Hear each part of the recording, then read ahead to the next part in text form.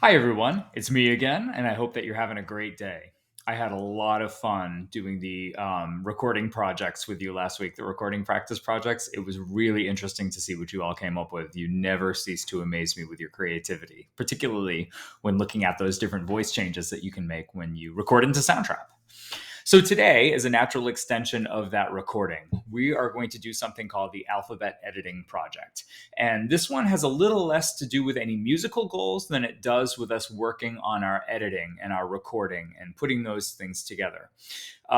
It's really important to note that music producers all over the world, particularly those that are working with major acts, major musical acts, spend a whole lot of time editing different audio sounds and editing vocals and editing different background instruments that they hear. And it's really important that we get that practice so we have a better understanding of those elements of music, because that is a real thing. It's really where music meets technology. And today we're going to get into that just a little bit, but on a pretty basic level. So get yourself into a blank Soundtrap project, and I want you to call it. So I've got two Soundtrap projects open here. I want you to call it alphabet editing right here, alphabet editing. And then you can go along and save that. And then for the written instructions for today's project, you can go over to your Google Classroom to day 10 and pull up the slideshow that I've put up there for you. And on slide 4, you're going to see the alphabet project right here. And let's go over what those parameters for the project and what you're going to be expected are. So the first, you're going to record yourself reciting the alphabet, leaving 2 seconds length of time between each letter. All right.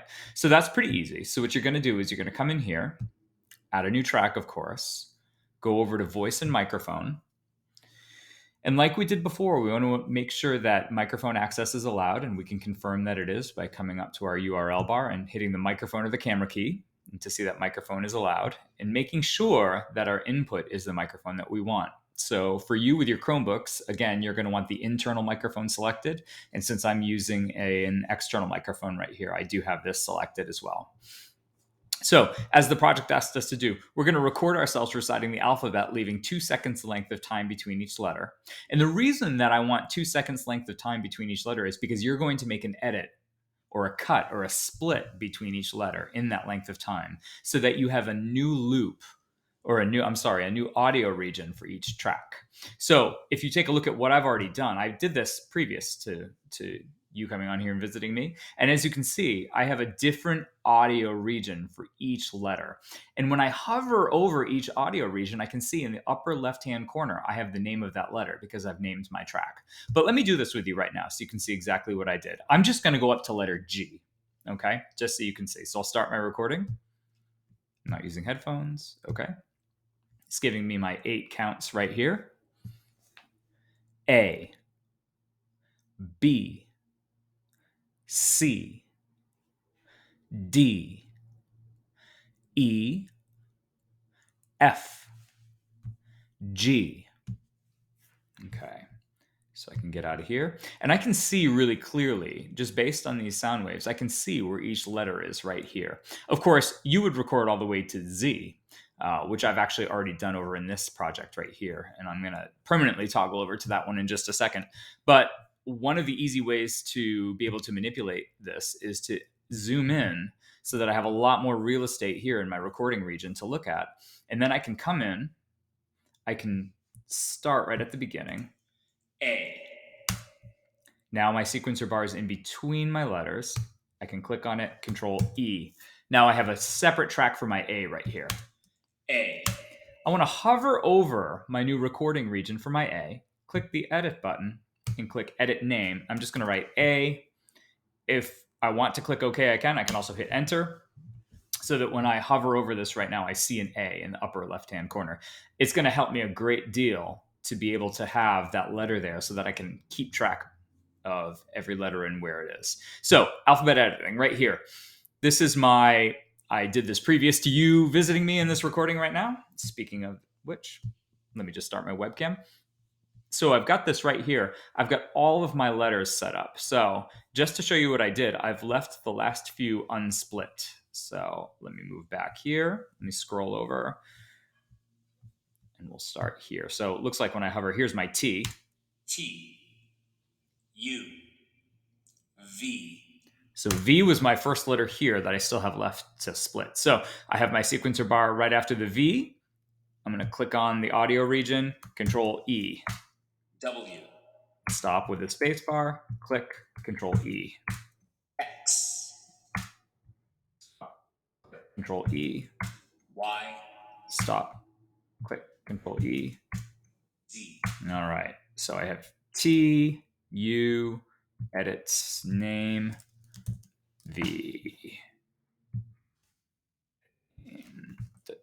W. X. Here I'm going to edit my name one more time. Y. And finally, Z. Perfect. So I have my full alphabet here. Now, the rest of the project is actually quite simple. What I'm going to do is I'm going to arrange the letters so that I spell my first and my last name on its own track. Before I do that, I'm going to click save, of course, because I don't want to lose all of my great work.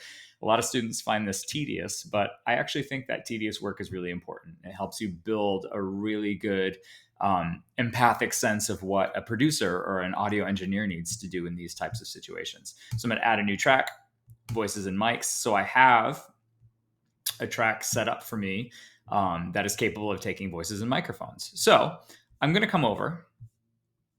I'm just going to move around the letters to spell my first and my last name. So my first name is Tom. So I'm going to take this T. I'm going to bring it down. And I'm going to take it all the way to the beginning of my track. Do that. So I can either drag it down like I just did, or if I want to be really efficient, on my O, I can click it, copy, Control C, bring the paste over, Control V, here's my O. Then I can find my M, C. So you get the picture. So by the end, I've got my full name. So let's see what this sounds like right here. I soloed my track. T. O. M. And if I want to get really, really fancy here, all this dead space that I have right here, edit it out. So I just split the track right before the T started. Then I can come over here and I can clear out this dead space here too. So I can bring this back to the beginning. T. Sound for the T stopped here. Click, Control E, split.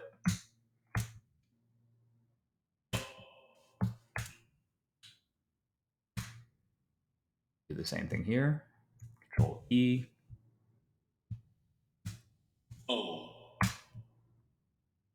Let me move it a little bit. O. So my reason for showing all this work to you right here is so that you can gain a better appreciation for just how meticulous you should really be in this process. M.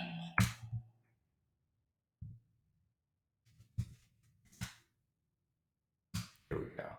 So T O M. Bring it back. T. O. M.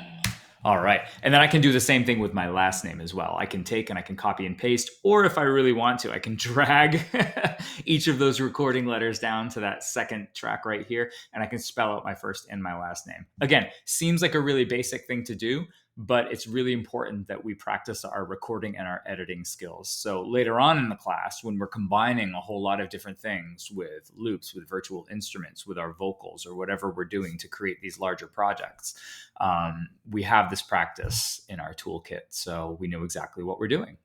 So as always, thank you so much for watching this video, and I hope you enjoy reciting the alphabet and arranging it to spell your name. And the next thing we do is we're going to, in our next project, work with some virtual instruments. So I look forward to presenting that to you. Happy recording and editing.